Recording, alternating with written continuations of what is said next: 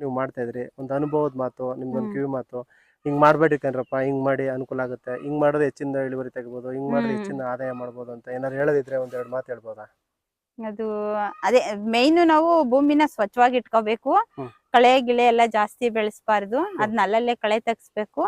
ನೀರು ಟೈಮ್ ಸರಿಯಾಗಿ ನೀರ್ ಮೇಂಟೈನ್ ಮಾಡ್ಕೊಂಡ್ರೆ ಯಾವ ಬೆಳೆ ಬೇಕಾದ್ರೂ ಬೆಳಿಬೋದು, ತೊಂದ್ರೆ ಇಲ್ಲ. ಏನ್ ತೊಂದ್ರೆ ಇಲ್ಲ, ಬೆಳಿಬೋದು, ಒಳ್ಳೆ ಇಳುವರಿ ತೆಗಿಬೋದು. ನಮ್ಗೆ ರೇಟ್ ಕಮ್ಮಿ ಆದಾಗ ಇಳುವರಿ ಬಂದಾಗ ಅದು ಅಲ್ಲಿಗೆ ಬ್ಯಾಲೆನ್ಸ್ ಆಯ್ತದೆ.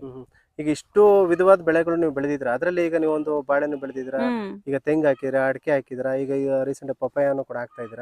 ಈಗ ಹೆಚ್ಚಿನದಾಗಿ ಜಾಸ್ತಿ ದುಡ್ಡು ನೋಡ್ಬೋದು, ಒಂದು ಮೊತ್ತವಾಗಿ ದುಡ್ಡು ನೋಡ್ಬೋದು ಅಂತ ಯಾವ ಬೆಳೆನಲ್ಲಿ ನೋಡ್ಬೋದು? ಶುಂಠಿ ರೇಟ್ ಸಿಕ್ಕಿದ್ರೆ ಶುಂಠಿಲಿ ಒಂದೇ ವರ್ಷ ಕ್ಲಿಕ್ ಆಗ್ಬೋದು, ಒಂದೇ ವರ್ಷ ಕ್ಲಿಕ್ ಆಗ್ಬಿಡ್ಬೋದು. ಅದಕ್ಕಾಗಿ ನೀವು ಚೂಸ್ ಮಾಡಿದ್ರಿ. ಈಗ ಒಂದ್ 5 ಎಕರೆ ಜಮೀನಿದೆ ಅಂತಾರೆ, 5 ಎಕರೆಗೂ ಹಾಕೋದು ಸರಿನಾ ಅಥವಾ ನಾವು ಒಂದೊಂದ್ ಎಕರೆ? ಇಲ್ಲ 5 ಎಕರೆಗೂ ಒಂದೇ ಸಾರಿ ಹಾಕ್ಬಿಟ್ಟು ಮತ್ತೆ ನೆಕ್ಸ್ಟ್ ವರ್ಷ ಎಲ್ಲೋಗಿ ಹಾಕ್ತೀರಾ? ಇದು ಒಂದ್ ಕಡೆ ಬೆಳ್ದದ್ ಕಡೆನೆ ಬೆಳೆಯಂಗಿಲ್ವಲ್ಲ. 4 ವರ್ಷ ಗ್ಯಾಪ್ ಇರ್ಬೇಕು, ವೈರಸ್ ಇರುತ್ತೆ.